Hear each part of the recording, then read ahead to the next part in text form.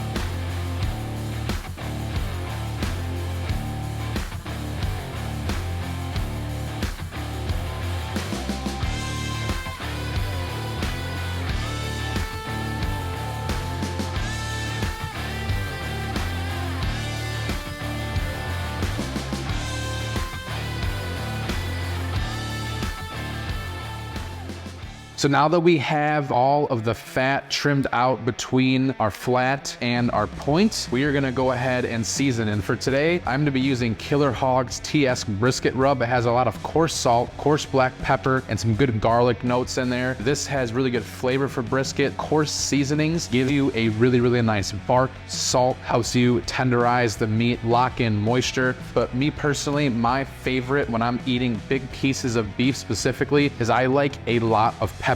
I found this at Walmart. It is called brisket pepper, and so I figured, why not? So after I go through with a round of my salt, pepper, garlic, I'm gonna go ahead and hit it up with some of this brisket pepper rub. And for today, I am going to be seasoning with the point facing up. That being said, I am gonna start out on the flat. That way when I flip it over, I could just transfer to the smoker after having gone through with a pass over the point. Now, if that doesn't make sense, basically you just don't wanna be touching your meat 4 times. So whichever side that you are gonna be putting up on the smoker, you want that to be the last side that you season. Let's get to seasoning.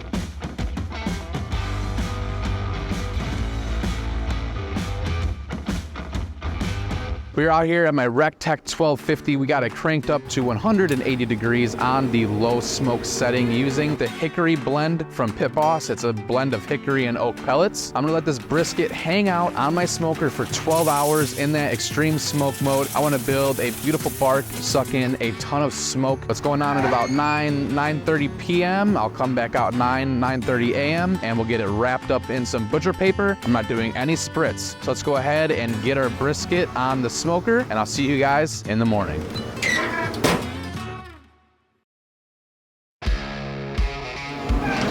After 12 hours of smoking, our brisket is right around 155 degrees. Next up, we're gonna take out 2 sheets of butcher paper.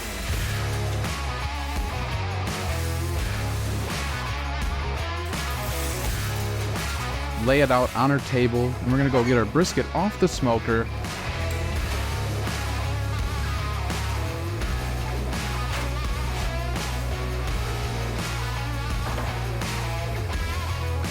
Load up the brisket onto the butcher paper, and then you want to get it wrapped up all nice and pretty like a little Christmas present.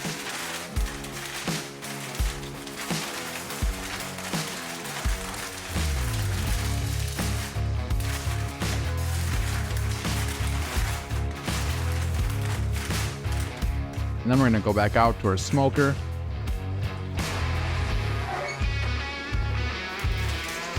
Get it set on there, and then we're gonna crank up the temperature to 225 degrees. We have now had our brisket on for just about 16 hours, and as I'm temping this, I'm seeing that the section where the point is completely cooked. It is temping over 200 degrees. It's super tender when you poke it, but the flat, certain parts of it aren't done yet. And so what I'm actually gonna do is I'm gonna bring this inside. I'm gonna separate the point and the flat from each other, and then I'm gonna cube up my point into the burnt ends, and I'm gonna put the flat back on the smoker. So I'm gonna be making another recipe with this flat, so I wanna make sure that that's done right. So let's go ahead and bring this inside and get it cubed up.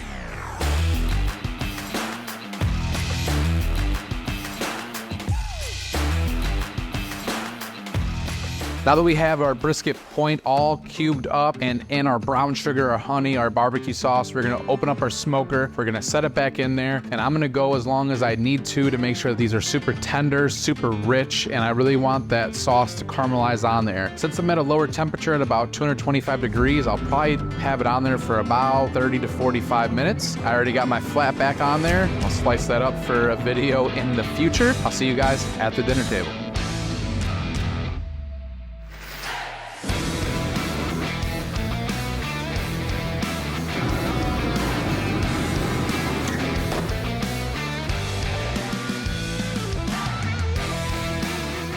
We're now at the favorite part of my video where all of our labor and our hard work comes down to this tiny little plate right here. These look absolutely amazing. They smell amazing. That honey, that brown sugar, that honey barbecue sauce. It's a lot of really great flavors that are going on in here, mixed with that brisket that's been smoked for 16 hours. I am ready to dig in and give this a bite, and I have my eye on this guy right here. Nice and dark. Super, super tender, fall apart point meat, some great bark. Let's give it a bite. Making these briskets with a lot of sweet flavors on them is definitely a must. These are originated from Kansas City. It's traditionally supposed to be a little bit more on the sweeter side compared to normal brisket where it's just a lot of pepper notes. I still smoked it that way because I think that's the best way to smoke it. I don't like to put a sweet rub on the brisket, but this flavor is absolutely incredible. This 16-hour smoke at that low temperature, even with the pellet grill, we still got a lot of great smoke flavor in there. I don't think there's anything that I would change about this at all. I have no recipe that I'm able to share with you guys. I just drizzle honey on it until the meat starts to yell at me and say, hey, please stop. Don't put any more honey on me. And I listen to it. I put brown sugar on it until it tells me to do the same thing. These are amazing. I'm gonna find one more that looks pretty good. This guy right here, nice and jiggly, full of fat. This one's probably the fattiest piece on there. I'm gonna give it a try and see how rendered it is. It's almost hard to chew because it's like you're not even chewing on anything. There's just so much fat in there. This point meat is crazy. This was only a choice brisket. This wasn't a prime or a Wagyu. There's a lot of crazier meats that you can get out there. I am super happy with how this turned out. Stay tuned because in the fall, I'm gonna have a video coming out where I'm using the brisket flat that we smoked in this video to make some sort of fall food. I'll just leave it at that. So without further ado, I'm gonna end the video here. I hope you guys have liked this video. If you have, be sure to like the video, subscribe, share this video with your friends, or you can make this and share this with your friends. I have other great videos you could check out right here, and I'll see you guys in my next brisket.